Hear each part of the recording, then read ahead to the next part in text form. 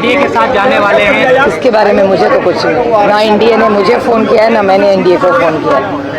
काल जयंत पाटलांनी उपमुख्यमंत्री एकनाथ शिंदेची भेट घेतली, त्याआधी मुख्यमंत्र्यांची घेतली होती, त्याच्यावर तुम्ही स्पष्टीकरण दिलं, पण कालची जी भेट झालेली आहे, एक मिनिट, मी स्पष्टीकरण नाही दिलं, मी वास्तव सांगितलं. प्रेस घेतलेली होती, पण काल पुन्हा त्यांनी उपमुख्यमंत्र्यांची भेट घेतली आणि त्यामुळे पुन्हा त्याच चर्चा सुरू झालेल्या आहेत. हे बघा, एक साधारण लोकप्रतिनिधी जे असतात ना, ते आम्ही लोकप्रतिनिधी आहोत. आमचे जे मायबाप महाराष्ट्राची आणि देशाची जनता आहे यांची कामं करण्यासाठी आम्ही निवडून येतो.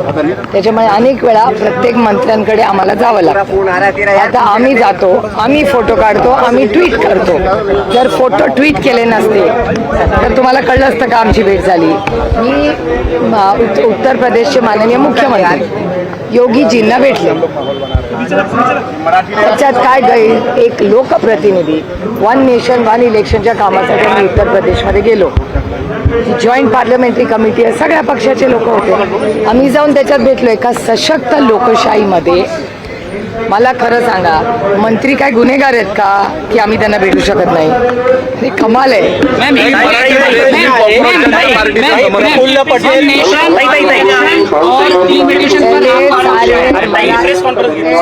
मराठी में होगा उसके बाद.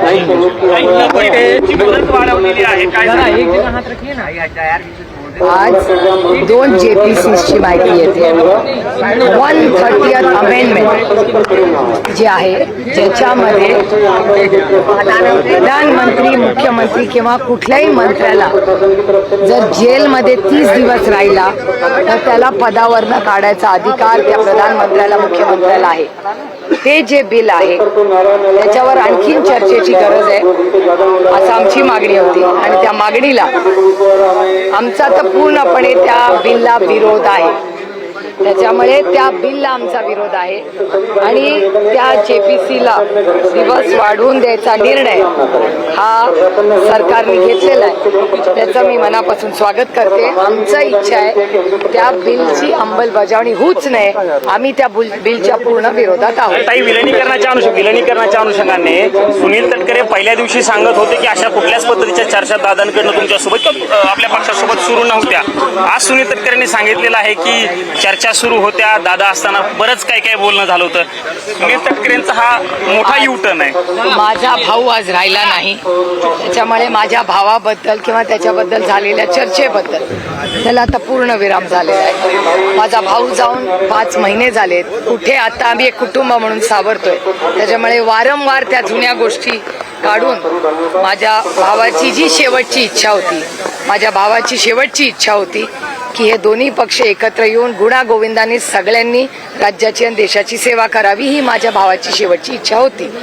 पण अर्थातच त्या राष्ट्रवादी म्हणजे माझ्या भावाची इच्छा पूर्ण करायची तयारी माझी दादा असतानाही होती आणि दादा गेल्यावरही होती. पण आता तशी काय भावना त्या बाजूने येत नाहीये.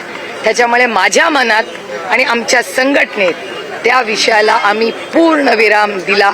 ज्या दिवशी दादा गेला त्या दिवशी त्या विषयाला जेव्हा कोणी आमच्यातले काही माननीय नेते बोलले आणि समोरच्यांनी सांगितलं की अशी घटना झालीच नाही, आम्हाला प्रचंड दुःख झालं आणि वेदना झाला. एक तर माझा भाऊ गेला होता आणि माझ्या भावाची शेवटची इच्छा पूर्ण करण्यासाठी आमचे सगळे प्रयत्न होते, कारण का तो प्रस्ताव माझ्या भावाचा होता.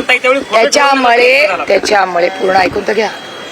त्याच्यामुळे आमच्याकडून तो विषय आम्ही त्या दिवशी संपवला. आम्ही स्वाभिमानी लोक आहोत. त्याच्यामुळे आम्ही आमचा स्वाभिमान आणि आमचा भाऊ आज राहिला नाही.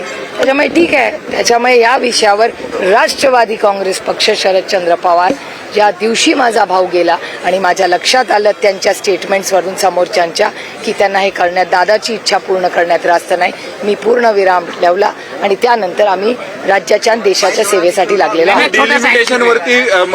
शक्यता वर्तवली जाते की तुमचा पक्ष समर्थन करेल बिल आले. मी परवाच्या दिवशी जर तुम्ही माझी प्रेस कॉन्फरन्स पाहिली असेल, ऐकली असेल, तर मी परवाही तेच बोललेले, बिलच आलेलं नाही, त्याच्यामुळे चर्चा कशी करणार? काँग्रेस जनता पार्टीला समर्थन द्यायला इंडिया आघाडीतून उशीर झाला अशी टीका काही लोकांकडून केली जाते. ठीक आहे, ही लोकशाही आहे, प्रत्येकाला टीका करायचा अधिकार आहे. वन नेशन वन इलेक्शन और डिलिमिटेशन का अगर बिल सरकार लाती है तो आप लोग इसका समर्थन करेंगे या फिर? एक तो डिलिमिटेशन का बिल आया ही नहीं है, तो मैं जो बिल देखा ही नहीं उस पर कैसे बोल सकूँ। और वन नेशन वन इलेक्शन का जेपीसी चल रही है, उसका भी बिल फाइनल नहीं है, तो जो चीज़ फाइनल ही नहीं है उस पर मैं कैसे टिप्पणी कर सकूँ। थँक्यू ताई, थँक्यू सो मच.